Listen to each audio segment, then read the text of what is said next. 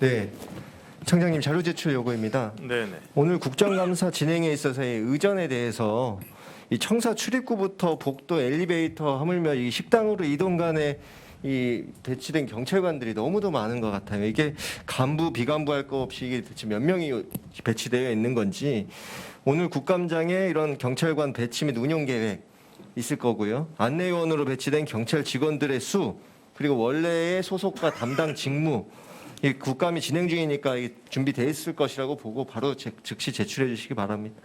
이분들도 다 담당 직무가 있을 텐데 이게 하루 종일 서 있는 게 이 경찰 업무에 지장이 분명히 발생할 것이라고 보고요. 아무리 1년에 한 번이라지만 위원장님께서도 다음번 국감에 있어서는 사실 이게 제가 3년째 왔지만 매년 지적을 한 사안인데 현재까지도 개선이 전혀 이루어지지 않고 있습니다. 다음번 국감에 있어서는 이 국정감사의 원활한 진행에 필요 최소한으로만 좀 이런 것들이 이루어지도록 좀 요청을 부탁드립니다. 지시해 주실 것을 좀 부탁드립니다. 예, 알겠습니다. 지시해 주시는 거죠, 위원장님? 예, 다음은 오영환 의원님 질의해 주십시오. 안 해주시는 것 같은데. 네, 경기 의정부시갑 출신 오영환 의원입니다. 청장님, 이 윤석열 정권 들어오고 나서 이 경찰국 설치가 이게 임의로 설치된 이런 경찰제도 개선 자문위원회라는 이런 이름으로 회의록도 없이 이렇게 밀실에서 논의에 대해서 준비되고 추진될 때 현장의 경찰관들이 굉장히 반발이 많지 않았습니까? 전국의 경찰관들이 거리에 나가서 반대하고 다시 30여 년 전에 이 권력의 신여였던 오욕의 경찰의 역사로 돌아갈 수 없다. 이렇게 많은 주장을 했는데 그 과정에서 청장님 인사청문회 치르셨죠? 예, 그렇습니다. 네, 당시에 후보자께서 윤석열 정권에서 경찰국 설치의 정당성으로 제시하는 논리를 그대로 말씀하시는 걸 보면서 굉장히 이 만에 하나 경찰청장이 당시에 된다면 이 부당한 외압이나 이런 게 있을 때 정말 이 거부할 수 있을 것인가, 경찰의 이런 소신과 원칙을 지킬 수 있을 것인가 그런 질의를 드렸던 기억이 나는데요. 다만 그 당시에 이제 증인으로도 참석하셨던 민간기 전국직협 위원장께서도 이 대표에서 많은 반대를 하셨는데 후보자께서 청장이 되시면 이런 중립성이나 독립성 훼손된 상황이 오면 이 청장이 의지대로 하겠다 이런 말을 믿고 싶다 이렇게 말씀하셨죠. 저도 사실 후보자 당시였기 때문에 발언의 제약이라든지 이런 부분이 좀 있지 않았을까. 좀 더 청장이 되시면 소신 있게 행동하시지 않을까 이런 기대를 많이 했던 것이 사실입니다. 다만 그 당시에도 논란이 있었던 이런 김순호 경찰국장의 거취와 관련해서도 당시에 이런 프락치 논란은 몰랐고 추후 검토하겠다고 하시더니 임명된 이후에는 8월 22일 반드시 바꿔야겠다는 이런 추가 사실이 나왔다고 생각하지 않는다면서 행안부 의사가 중요하다 이렇게 말씀하셨어요. 결국 행정안전부의 눈치만 본 것이라고 저희는 판단이 되는 거고요. 또 이번에 검사의 수사 범위를 다시 확대하는 이런 시행령이 나왔을 때 경찰청 입장에서 요거 제출하셨죠? 검토 의견을. 예, 맞습니다. 이 법률의 취지, 위임 범위를 벗어났다. 예측 가능성, 명확성의 원칙을 위반했다. 위법으로 무효다.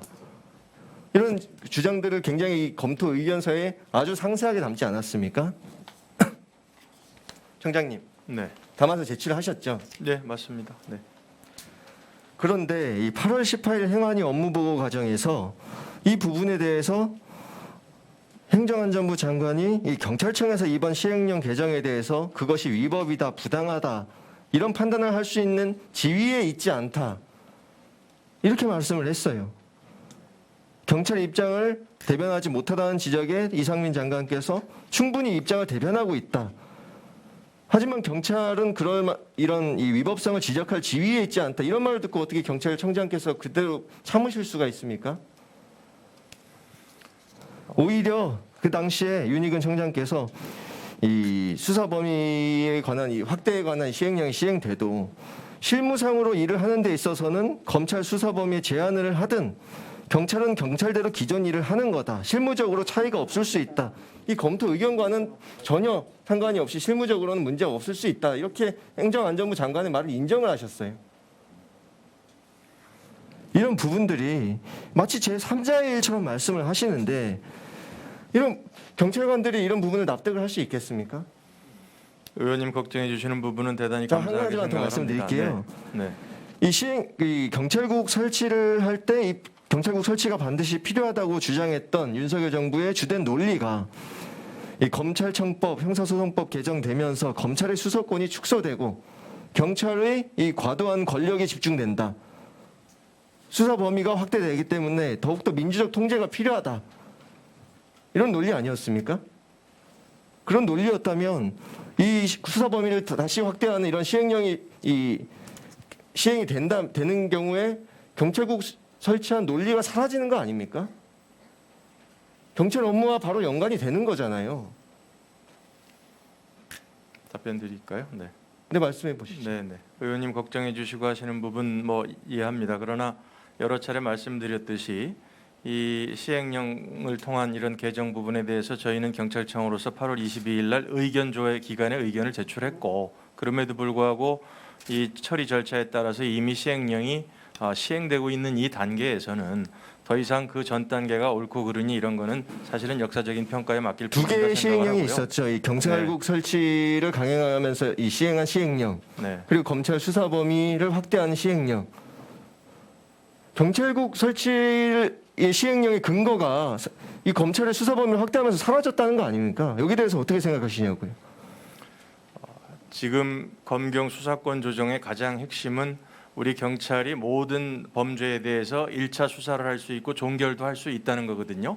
근데 그렇죠. 지금 예를 들어서 검찰의 뭐 수사 범위가 일부 확대된다 하더라도 기존 저희가 경찰이 모든 수사를 할 수 있고 1차 종결권이 있다는 이 대전제는 변하지 않습니다.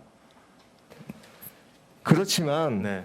검찰에서도 수사를 할 수 있을 때와 없을 때 검찰에서 수사를 할 수 없게 돼 있기 때문에 경찰의 권력이 집중된다. 그래서 민주적 통제가 필요하니까 경찰국을 설치해야 된다. 이런 논리로 설치를 한 거잖아요.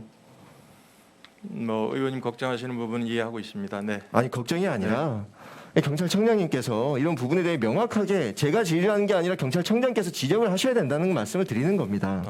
저희는 그 단계에 청장님, 따라 가지고 이렇게 이 정부의 정권의 눈치를 본다는 느낌을 계속 주기 때문에 현장 직원들의 사기가 날로 떨어지는 것이라는 말씀을 드리는 거예요. 저는 그 의견에 동의하지 않습니다. 네. 경찰 내부 조직들의 이런 사기도 그렇지만 또 정권에 대한 수사와 야당에 대한 수사가 정말 철저하게 차별이 되고 있기 때문에 이 부분에 대해서도 저희 당이 주장을 하는 거 아닙니까? PPT 한번 띄워주시겠어요? 네, 윤석열 대통령 김건희 여사와 관련된 수사 결과는 하나같이 무혐의 불송치됐죠.